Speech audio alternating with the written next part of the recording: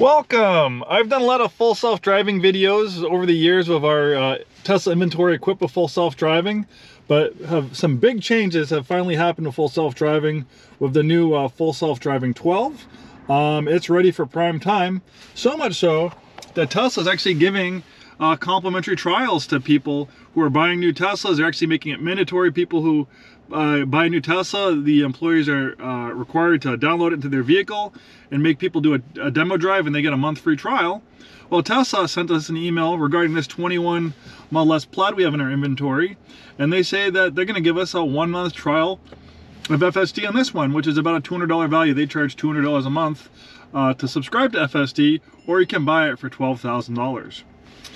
I also have a Tesla myself, 2019 Model 3, equipped with FSD. I've had that for close to 2 years, so I've been using the system for 2 years, and I can tell you when I first started using it, it was, I had to intervene every couple minutes, every 5 minutes. It was amazing, you know, for me, because I've never experienced anything like that, but it was not anywhere close to, you know, non-supervised driving. It really needed a lot of human supervision, because, you know, it could be jerky, it could slam on the brakes. And at some points I was actually a little bit discouraged, because I'm like, man, people must think I'm like some idiotic driver. They don't realize I'm operating FSD, and they see the car kind of doing kind of wild maneuvers and stuff like that, jerky maneuvers. I'm thinking these people must think I'm nuts. So, but I've kind of toughed it through, and with every FSD update, it got a little bit better, a little bit better, a little bit better. But with FSD 12, it's a whole different level. It's like it went from just getting a little bit better to, like, I'd say 10, 20 times better, if not more. So that's why, you know, I'm saying FSD is now ready for prime time, and Tesla thinks it so too. And they've actually renamed it. Before it was called FSD Beta, kind of like beta testing video games, kind of like the nerdy gamer guys are willing to beta test, you know, video games before they're ready for official release, just to help work bugs out and make them better. Where some people, they want the fully polished product. Well, it's not 100% there, but we're getting close to fully polished. So I have a 1 month trial of FSD, expires May 3rd. So we're gonna go enable it. Okay, full self-driving supervised. We're gonna keep it on average. Lane change on, I'll do off. And they also have this new feature, which I really like. It's the automatic set speed offset. So before, automatic set speed offset allows the autopilot to drive at the speed that it determines is most natural, which is fantastic, because before I'd have to control the speed. It has traffic sign recognition, so I'd have to adjust at 5 miles over the speed limit, or if, you know, traffic's flowing faster than 5 miles over the speed limit, I'd have to adjust a little bit higher so I don't impede traffic and have people, you know, riding up on behind me. But now, with this new automatic speed offset, the car looks at the surrounding traffic and it kind of matches speed. You do have to be a little bit careful, because I've seen it go up to over 10 miles over the speed limit, which I think is fine if you're moving with the flow of traffic. But if you are going through some town, which is really strict about, you know, speed laws, you could get a ticket, you know, for, you know, exceeding, you know, 5 miles over the speed limit, which most people keep to. So that's just something to keep in mind. If you use the automatic speed offset, you really need to be diligent and pay attention to where it's going that much over the speed limit, because you don't want to, you know, get a ticket. That would kind of suck. All right, so that being said, I'm going to put this camera on my head and we're going to take it for a little spin. All right, so when I do my FSD videos around our location in Fife, I like to go to Dave's. That's a good short drive, and we go through a rotary. We do some complex driving maneuvers. All right, so with FSD, you just put it in your destination and then the car will take you there. So I'm gonna put it in drive. And then with this little highlighted gray steering wheel, that means FSD is available. As long as the steering wheel is highlighted in blue, the car is driving itself. If I hit the brake or I take control of the wheel, that will shut FSD off. I can hit the accelerator and not override FSD. That can kind of encourage it to go, if it's waiting too long to go through an intersection or pull out in front of traffic, you can say, it's okay, it's good, it's clear, which is nice without disengaging it. But as long as you see that steering wheel highlighted in blue, the car's driving itself. And before it didn't work in parking lots, but now it does. So I'm just gonna hit it right now and see how it does, getting us out of this parking lot. And you also notice that it is raining as well, which can, you know, make FSD a little bit a little bit tougher to use, but it actually works pretty good in the rain now. Before, you know, when you got a little rain like this, it would actually shut off. But now I'm seeing very little degradation, if at all, with rain. All right, so we got some traffic coming. I'm just gonna hit the accelerator and say it's okay to go, just because it's being a little hesitant. And off we go.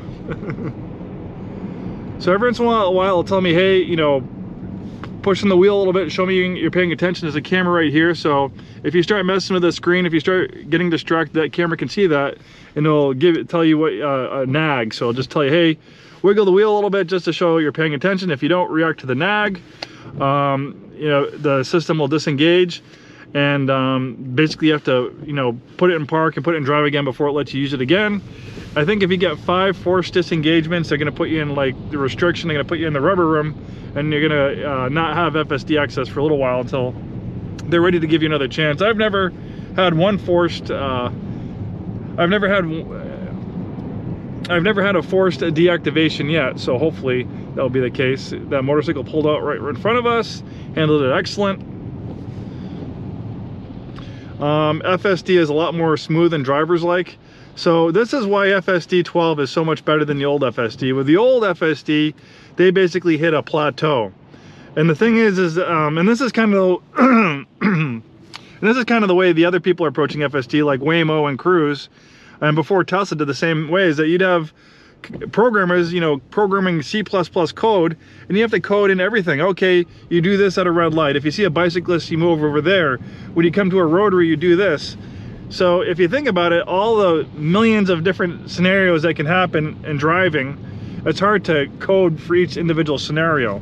So Tesla basically threw all that away, and they tried a different approach. We're a little bit more familiar with AI now, ChatGPT. Well, basically, now this is powered end-to-end by AI. And how they train the AI software is they just had the AI software watch videos of people driving. Tesla has millions and millions of miles of video of people driving thanks to its huge fleet of cars. So basically, they didn't have to tell it what to do at a stop sign. It learned by watching people drive, and it's remarkable. It's so much better, and it's a lot more fluid and human-like in its behavior. That's how they got past that plateau.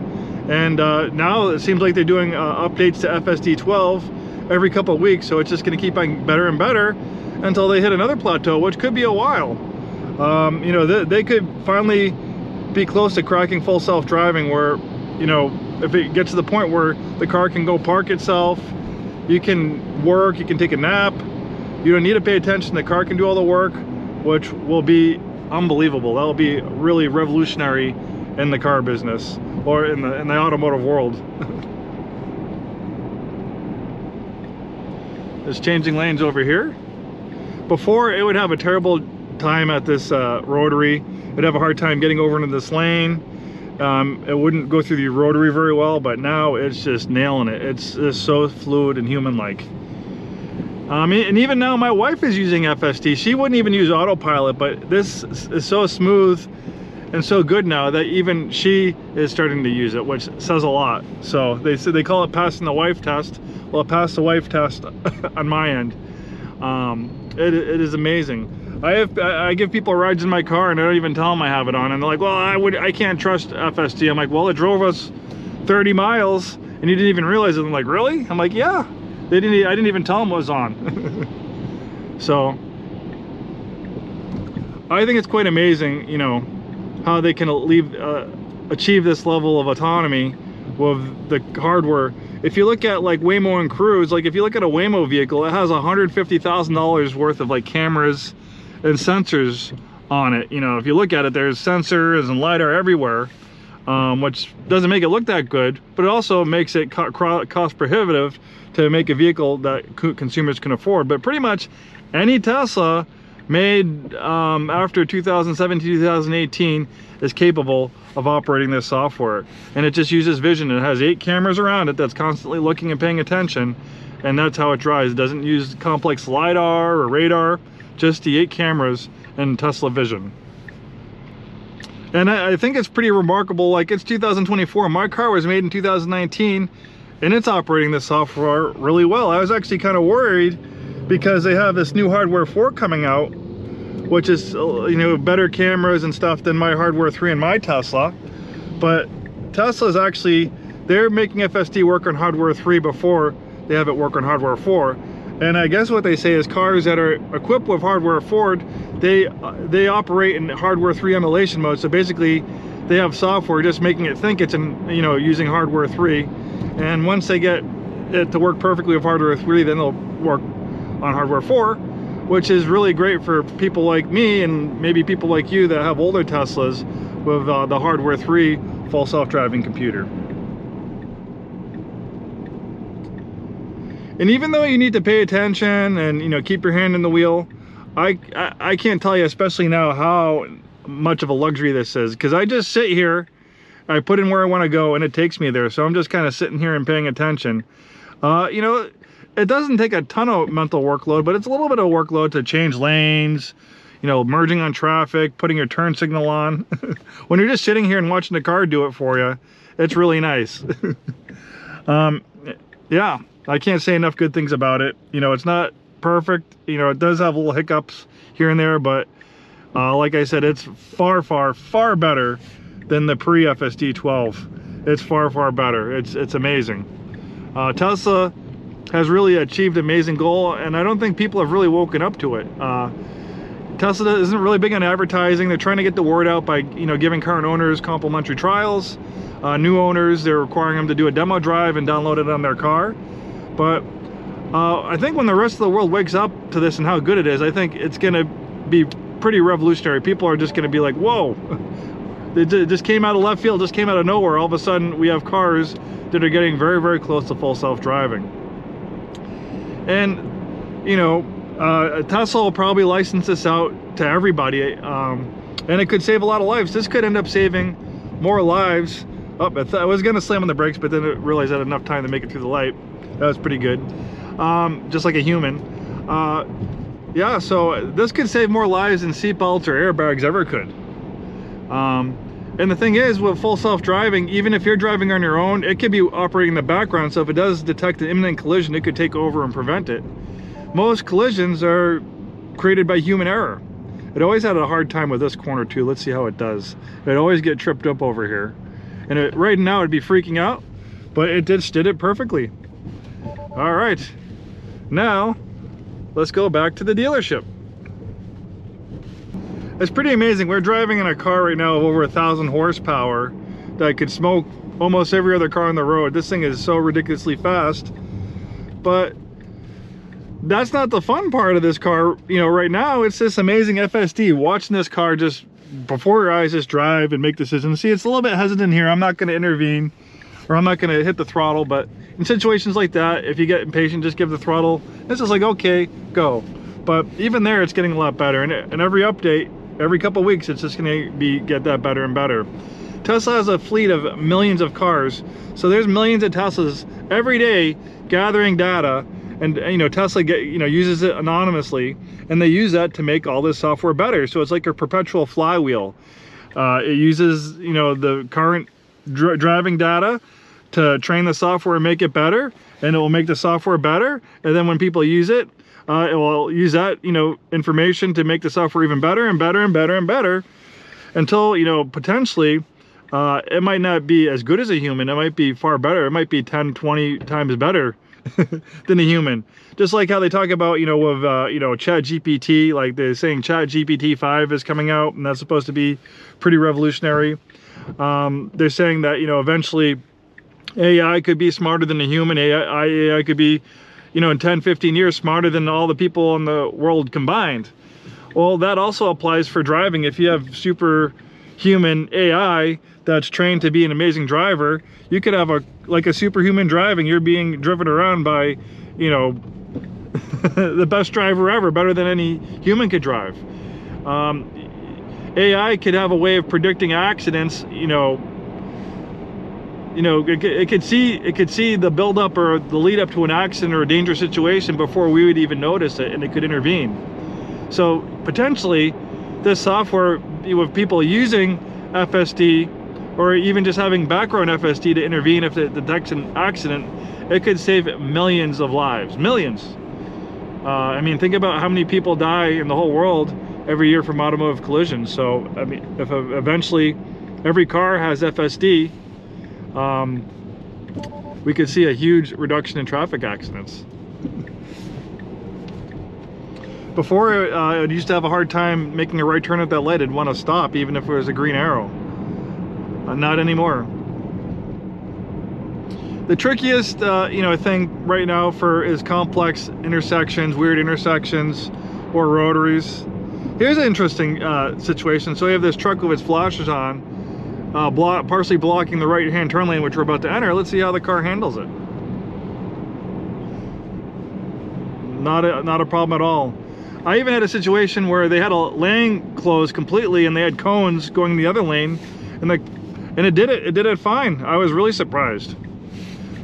So I guess the grand finale is this double lane rotary up here. This is where FSD tends to get the most tripped out, rightly so, because it's pretty complex. Even, human beings who aren't familiar with driving in rotaries can get confused and have a hard time. This is just so nice. At first, when you use this, your heart rate's going to be up. It's going to be a little scary, but after using it for a while, like me, I've been using it for almost 2 years, you're completely calm. You know what it can do, what it can't do, so you can just kind of relax and enjoy the ride. All right, here we go to the rotary. Before, I'd get really confused. I'd want to change into different lanes. All right, we got that truck not going that way, so I didn't hit the throttle at all. It's staying in its lane. Sometimes it'd have a hard time staying in its lane here. We'll see what it does up here because the lanes are hard to see. It kind of went over in this lane a little bit, but there's not a vehicle next to it and it kind of got in its own lane. So that's the only criticism, but a few more updates, I think that'll get better, and boom. The rest is gravy. The rest is a straight line back to the dealership. This is the best FSD drive I've ever done on video. You can watch, go to my YouTube page, Infiniti of Tacoma 1, watch some of my older FSD videos. And it's really, a lot of errors. Sometimes there's like so many errors I'd have to edit, almost edit the video down. But, this is a near perfect drive. And it's quite amazing. So yeah, if you're thinking about buying a Tesla, I think now is the time to definitely seek one out with FSD. What could I see that's possible in the future? It's not guaranteed. Well, software as a service is very popular with a lot of software developers these days, where it's a subscription model. You don't own it anymore, you just pay per month. So that's getting a little trouble here. See, okay. To intervene there, it was trying to go into the left-hand lane, this left-hand turn lane. That truck was kind of in 2 lanes, so I had to intervene there. So hopefully that will get worked out, but I think that's a minor detail. For the most part, it does this pretty flawlessly, but that truck being in that lane tripped it up. But what do I see in the future with FSD? I could see if at one point if Tesla gets this solved, that you won't be able to own it anymore. You'll only be able to subscribe to it. So the people that own Teslas, like mine, which has the FSD, I don't have to pay per month for it. I'm entitled to all the future updates of FSD software as long as I own the vehicle, which is absolutely amazing. So for the last 2 years, I've had, I don't know, 10, if not more, updates on my FSD, and to watch it improve. And sometimes there's improvements and sometimes there's regressions, but this time there's no regressions that I can think of. It is better than every other way. So yeah, like I said, FSD I think is ready for prime time. Tesla thinks so. They're really kind of getting the word out, giving people free trials. Basically, I think the way it works is anybody who owns a Tesla that has the equipment to operate FSD, they'll be offered a trial, just like on this one. So take advantage of it, try it out. You might find yourself very impressed. You might end up buying it or subscribing it to for yourself, or seek out a used Tesla that has the FSD software on it already. If it says, so here's a little thing to tell you when you're doing your shopping for Teslas, if you're looking for used Teslas. So full self-driving capability, you can tell this is a subscribe to because it's going to expires May 3rd. When it says full self-driving capability and there's no expiration date, that means that the software stays with the vehicle. You don't pay any extra for the software. It's already been paid for by the previous owner, and you're entitled to all future updates of full self-driving. All right, so yeah, that finishes our little video here on FSD. FSD 12 is amazing. Thanks for joining me. Hope to see you soon and have a wonderful day.